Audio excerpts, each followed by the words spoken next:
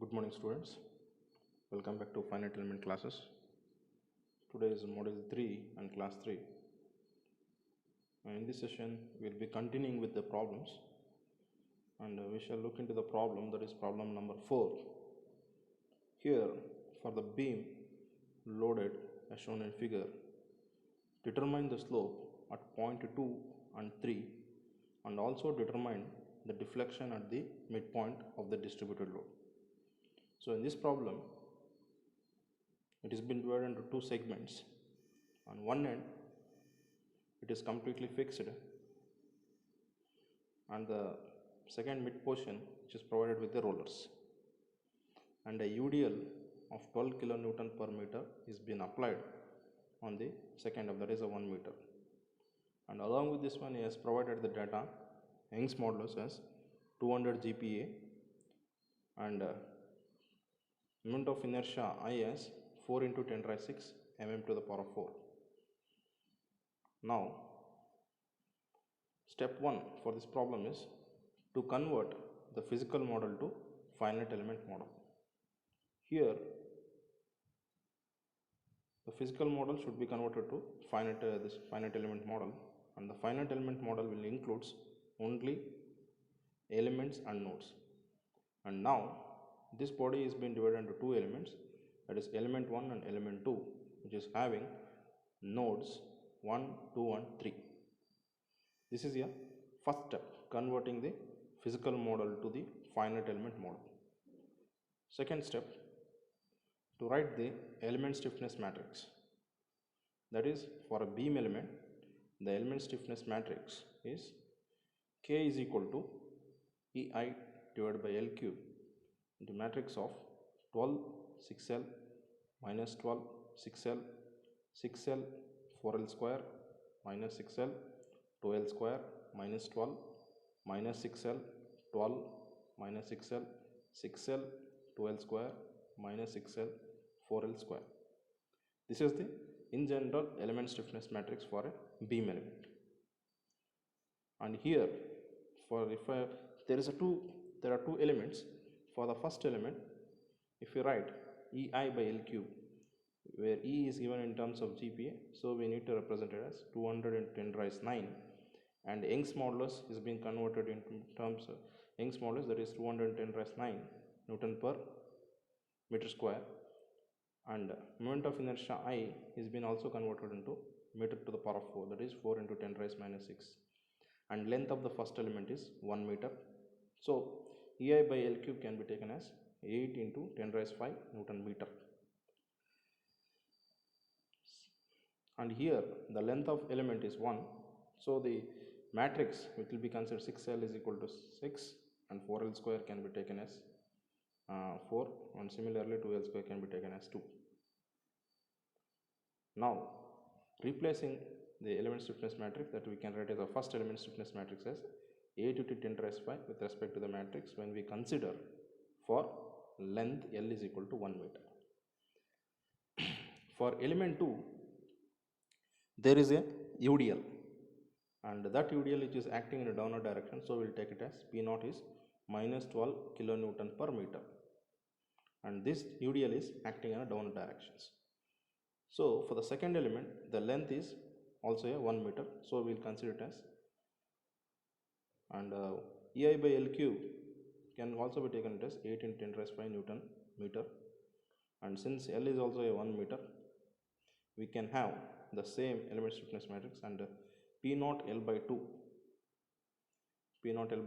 can be taken as, it is the acting downward direction, it is minus 6 in 10 raised 3 Newton, and P0 L square by 12 is minus, that is 10 raised 3 Newton per meter. Now here, since the both elements are having same length, that is L is equal to 1 meter, K1, K2 can be taken as the same values, and here, now along this one, the next step is nodal force vectors and displacement vectors. For the first element, the force vector is F1, that is the forcing vector, we can take it as F1 M1, F2 M2, and similarly for the second element we can take it as F2, F3, F3, F4 and F4, F5, F4, M4 and F5, M5. And since for the second element we have taken in terms of P, we can take it as minus 6, the matrix of the vector we can take it as minus 6, minus 1, minus 6, 1. And similarly, the displacement vectors for the both the elements we can take it as first element Q1 as V1 theta 1, V2 theta 2, that is first element vectors, and second displacement vector for second element is Q2, that is V2 theta 2, V3 theta 3.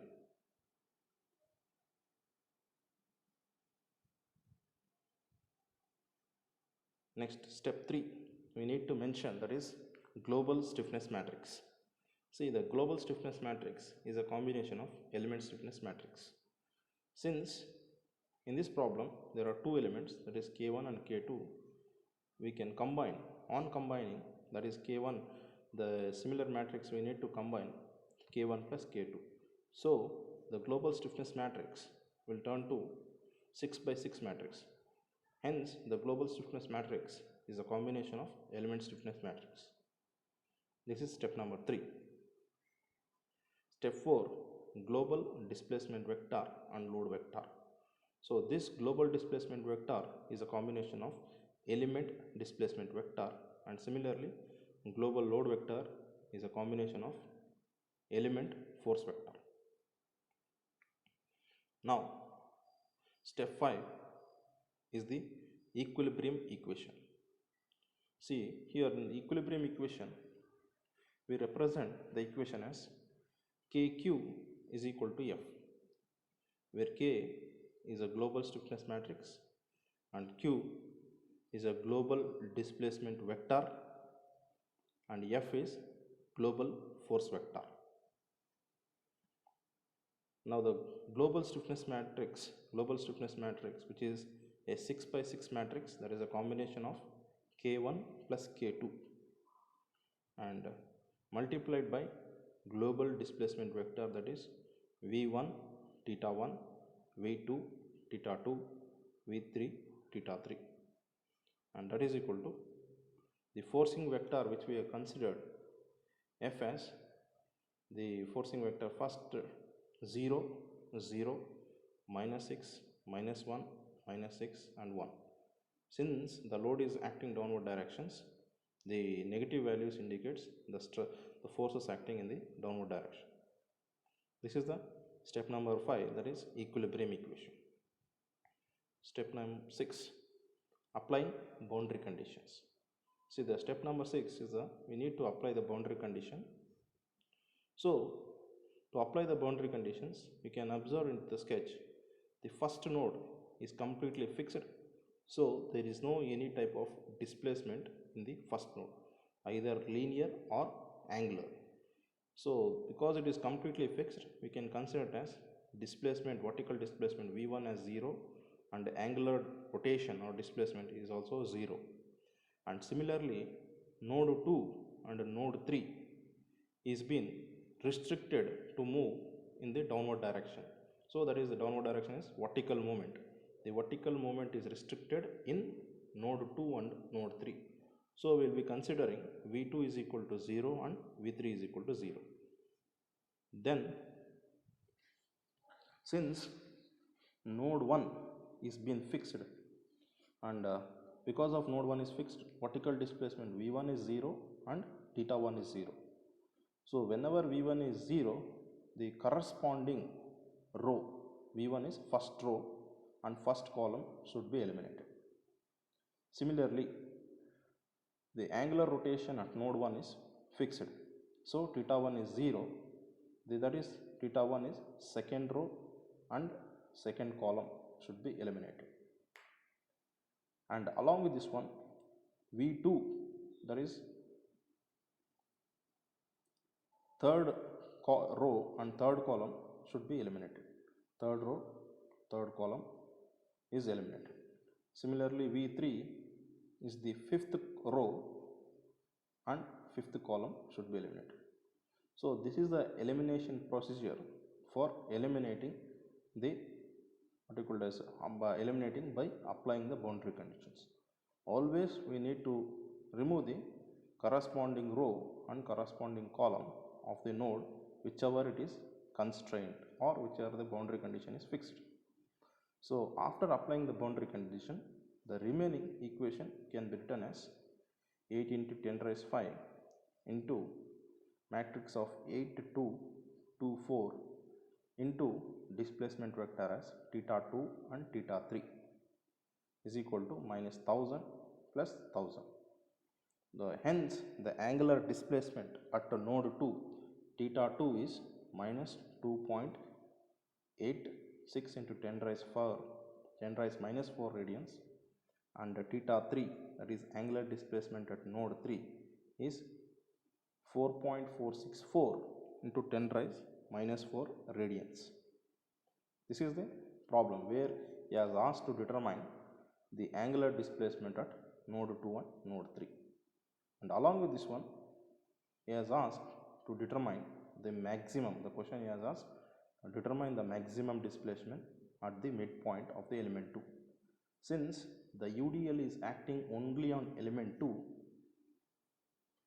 we need to determine the maximum displacement at the center.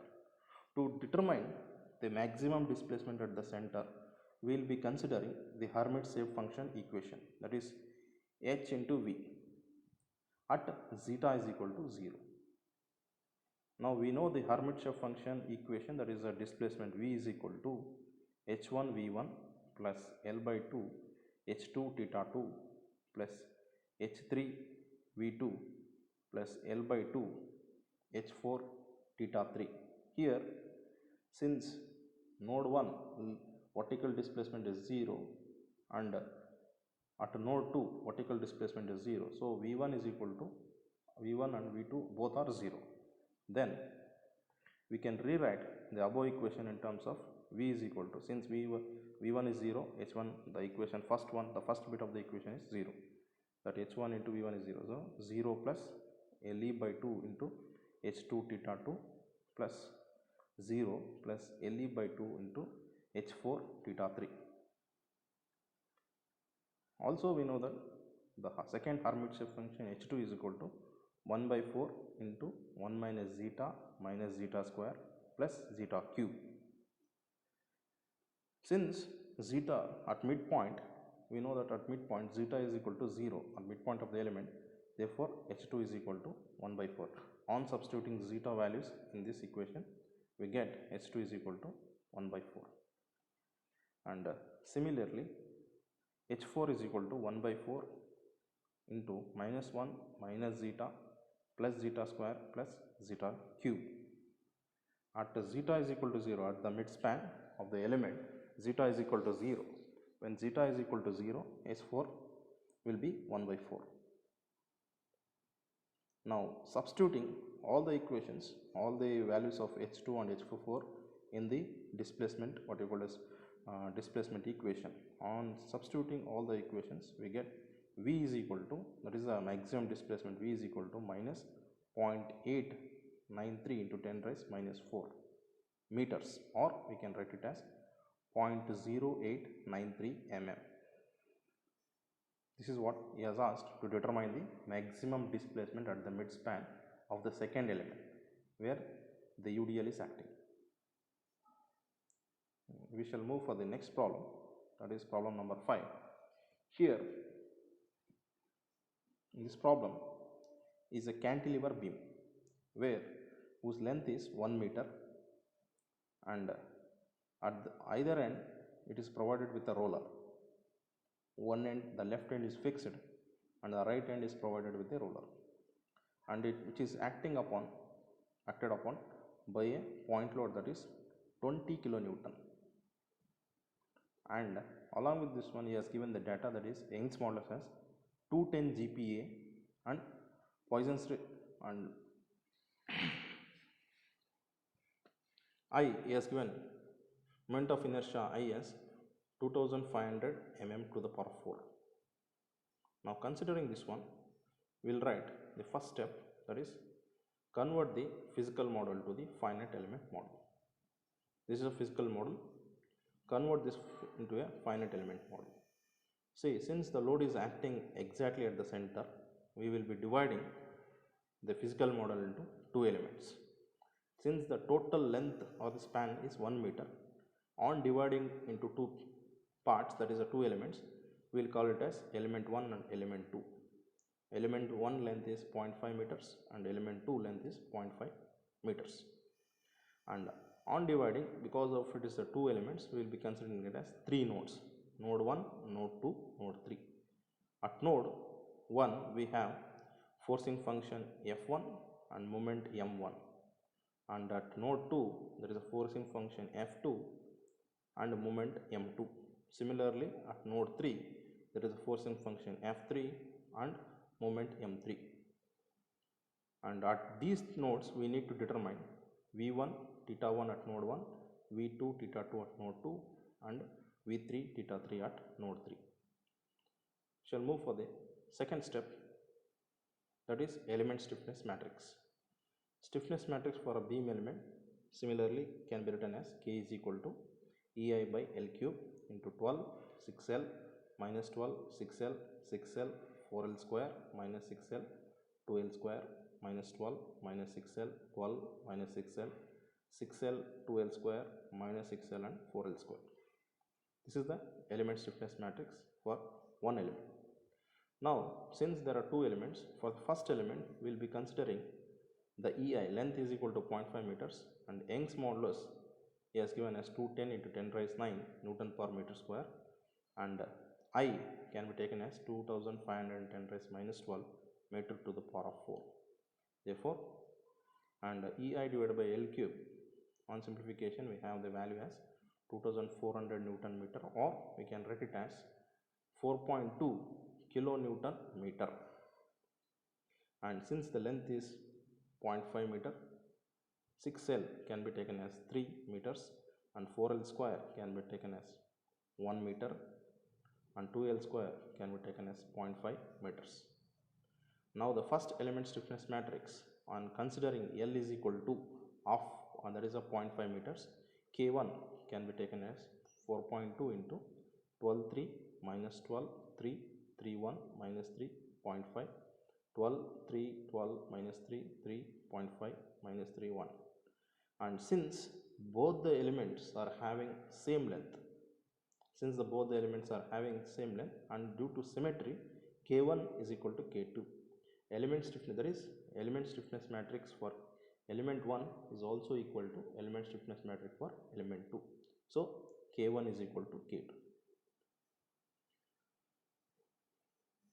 Next step is global stiffness matrix. This is a global stiffness matrix, and this is global stiffness matrix is a combination of, it's an addition of element stiffness matrices. Since there are two elements, global stiffness matrix K is equal to K1 plus K2. Now element stiffness matrix was 3 by 3 matrix, and the global stiffness matrix is a combination of two matrices.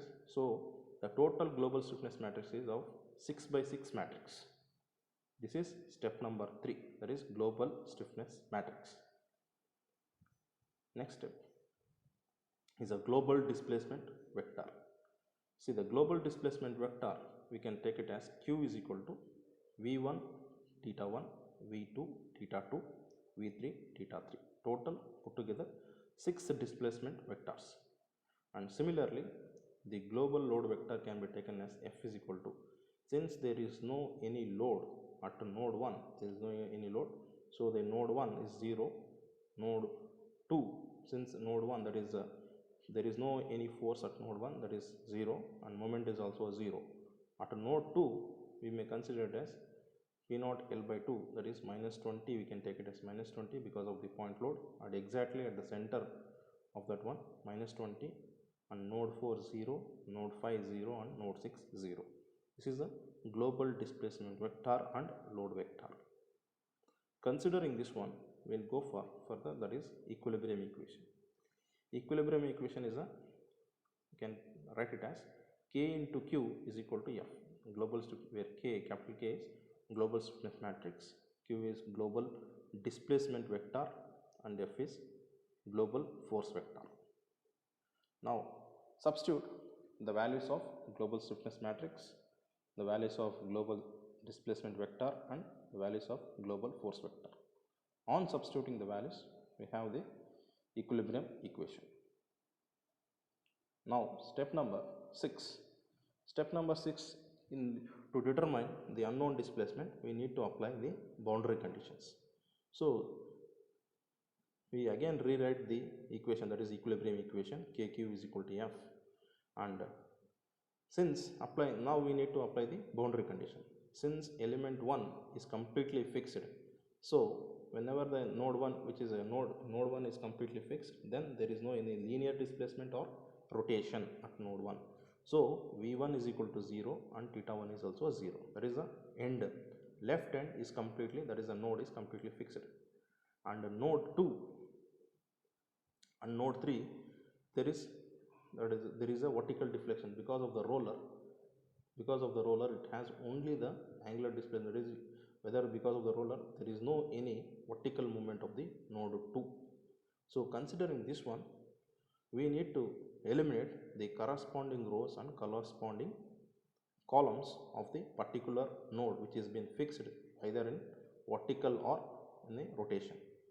Since node 1 is fixed and it is restricted to move in vertical direction, we will eliminate first row and first column. Similarly, first node is restricted to rotate, so we will be considering theta 1 is equal to 0, so the second row and second column should be eliminated. Along with this one, v3 is 0. Since v3 is 0, eliminate the corresponding row, that is fifth row and fifth column. Fifth row and fifth column should be eliminated. On eliminating, the reduced what you call as equilibrium equation can be written in this form, that is 4.2 into 10 raised 3 or 4.24, 0, 3, 0, 2, 2, 3.5 and 1. And the unknown displacements are v2, theta 2 and theta 3. And the forcing vector is minus 20, 0, 0. Then solving for 3, right, we have 3 unknowns and we can write it as 3 what you call simultaneous equations. For these 3 simultaneous equations, we can determine the displacements. v2 is equal to minus 0.3472 meter and theta 2 as 0.297 radians, and similarly theta 3 is 1.19 radians. This is the unknown displacements which I asked in the for a beam, that is for a beam which is subjected by a point load. We shall move for the next problem, that is problem number 6. Here the beam problem which is fixed at either ends, that the both ends, extreme ends of the beam is fixed, and it is being acted upon a point load exactly at the center, the point load of 10 kilonewton, and along with this one there is a moment of 20 kilonewton meter exactly at the center of the beam. The total length of the beam is 6 meters and exactly at the center it is 3 meters. Exactly at the center there is a point load. Along with the point load there is a rotation, that is a moment, that is 20 kilonewton meter, and he has given the data, that is Young's modulus as 210 GPa and width B he has given it as 0.2 meters and height of the beam as 0.4 meters. It is a rectangular cross section beam. Now for this one we can represent the moment of inertia I as, because since he has not given the value of I but he has given the cross sections, that is B and H, so we can write I is equal to BH cube by 12 for a rectangular cross sectional beam. So since beam is 0.2 meter and H is 0.4 meters and divided by 12, hence we will get the moment of inertia I is equal to 1.067 into 10 raised minus 3 meter to the power of 4. Now step 1, that is similar procedure, convert the physical model to the finite element model. Since the model will be having two elements and each element will be having a length of 3 meters, that is L1 is 3 meter and L2 is 3 meters. And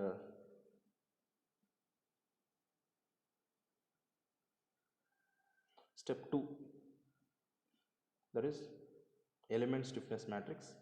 Now for the stiffness matrix, as usual, the stiffness matrix can be written here also same thing, that is K is equal to EI by L cube into the 6 by 6 matrix, that is 12 6L minus 12 6L 6L 4L square minus 6L 2L square minus 12 minus 6L 12 minus 6L 6L 2L square minus 6L and 4L square. Now for the first element, since the elemental length is 3 meters, we will write EI by L cube. EI is Young's modulus is 2 into 10 raised 9 and I can be written as 1.067 10 raised minus 3 meter to the power of 4. Hence EI by L cube can be written as 8 into 8.3 into 10 raised 6 Newton meter or 8.3 into 10 raised 3 kilonewton meter. And since L is equal to 3 meters, we can write 6L is equal to 6 into 3, that is 18 meters, 4L square, that is 4 into 3 36, 4 into 3 square, that is 36 meters, and that is meter square. And similarly 2L square can be written as 2 into 3 square, that is 18 meters square. This is the values we substitute in the element stiffness matrix. And element stiffness matrix for the element 1, K1 can be taken as 8.3 into 10 raised 3. And since considering L as 3 meters, we can represent the element stiffness matrix for the first element as 12 18 minus 12 18 18 36 minus 18 18 minus 12 minus 18 12 minus 18 18 18 minus 18 and 36. Since both the elements are having same elemental length, that is 3 meters, and due to symmetry we can take K1 is equal to K2. Since it is a symmetry and having the same length, K1 is equal to K2. This is the element stiffness matrix for element 1, and along with element 1, element 2 also is having the same element stiffness matrix. Step number 3 is the global stiffness matrix. See, global stiffness matrix is again a combination of a element stiffness matrix. Since here there is a two elements, we can write it as K is equal to K1 plus K2, and combining K1 plus K2 we have the global stiffness matrix 8.3 into 10 raised 3 into the 6 by 6 matrix. See, the corresponding here the combination of two element stiffness matrix, and since it is 3 by 3 matrix, the corresponding rows should be added and corresponding columns should be added. So this is what the global stiffness matrix for the beam element. Step number 5 is the equilibrium equation. See, the equilibrium equation here can be written as K into Q, that is matrix, global matrix K into Q is equal to F, where K is global stiffness matrix and Q is global displacement vector and F is global forcing vector. So substituting the values of global stiffness matrix, global displacement vector and forcing vector in the above equation. So that is 8.3 into 10 raised 3 into the global stiffness matrix into displacement vector that is V1 theta 1, V2 theta 2, V3 theta 3, and for global force vector, that is F1 M1 F2 M2 F3 M3. And since there is no any forcing function at extreme nodes, that is node 1 and node 3, we will take it as F1 M1 as 0, and since there is a point load, that is minus 10 kilonewton, we will take it as minus 10 at node 2, that is V2 at node 2, and since there is a bending along with that one there is a bending moment at node 2, that is 20 kilonewton meter, that is 20 will do, and node 3 is completely constrained, so there is no any load, so we will take it as at node 3 0 and 0. So this is what the fifth step, that is the equilibrium equation. Step number 6, applying boundary conditions. We again rewrite the equilibrium equation KQ is equal to F. The same equation will be writing here. Now the boundary condition is that since node 1 and node 3, that is the end nodes, are being fixed, so considering node 1 and node 3, we will take, since node 1 is fixed, there is no any vertical displacement at node 1 and there is no any angular rotation at node 1, that is V1 is 0 and theta 1 is 0. Similarly at node 3 is also completely fixed, there is no any vertical displacement and there is no any angular rotation, so V3 is 0 and theta 3 is also 0, that is a fixed ends. Then the equilibrium, now we need to reduce the equilibrium since node 1 is fixed, that is its corresponding column and corresponding row should be eliminated, that is V1, since node 1, that is node 1 is fixed, node 1, that is V1 is fixed, corresponding column and of first row and first column should be eliminated.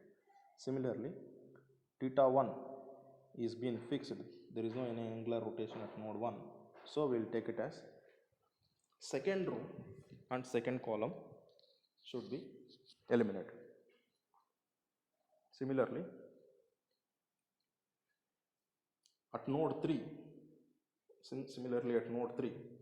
we have, there is no any vertical displacement, and since there is no any vertical displacement, V3 is fixed, that is why we will be eliminating the fifth row and fifth column.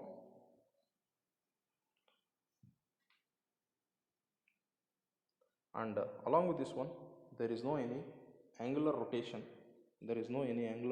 at node 3, that's why we will be eliminating the sixth row and sixth column. On eliminating the corresponding rows and corresponding columns, we have the reduced form of equation, that is equilibrium equation, as 8.3 into 10 raised 3 into matrix of 24 0 0 72 into displacement vector as V2 theta 2 into the forcing function as minus 10, forcing function vector as minus 10 and 20. Now on simplification, we have two unknowns and two equations, we have the displacements as V2, linear displacement V2 as minus 50.22 into 10 raised minus 6 meter, and angular rotation theta 2 is equal to 33.46 into 10 raised minus 6 radians. And this is the displacements at the center nodes. We need to determine at the exactly where the point load and moment is acting. These are the required displacement and rotation at the midpoint. And along with this one, he has asked to determine the reactions at the fixed nodes. Since node 1 and node 3 is fixed, we can write the reaction equation R, vector R is equal to K, that is a global stiffness matrix into global displacement vector minus global forcing vector. Substitute the values where R can be taken as global reaction vector R1, R2, R3, R4, R5 and R6, and substitute the global stiffness matrix and substitute the global displacement vector. Along with that one, you substitute the global force vector. See the reactions here,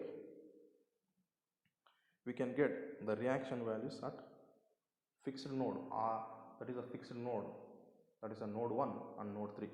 And node 1 we can create as R1 and R2. R1 is 10. On solving we get their node 1 equations. R1 is 10 and R2 has 12.5 and R5, and we have the reactions, the other reactions as R5, that is R5 is 0, 0, 0, and the last one is minus 2.5. So the equation here, what happens, we have finally determined the reactions for the beam which is being fixed at either end, and which also is acting upon a point load at the centers. So to justify this one, your assignment is that sum of all the forces which has been acting, the reaction, sum of all the reaction forces must be equal to the applied force. So your assignment is that to determine what is the sum of all the reaction forces. This is the end of the 6th problem. In the next class, we will be continuing with the other 2 problems of the which will be subjected for UDL, and in continuation with this one, we will proceed for the torsion of shafts. Thank you.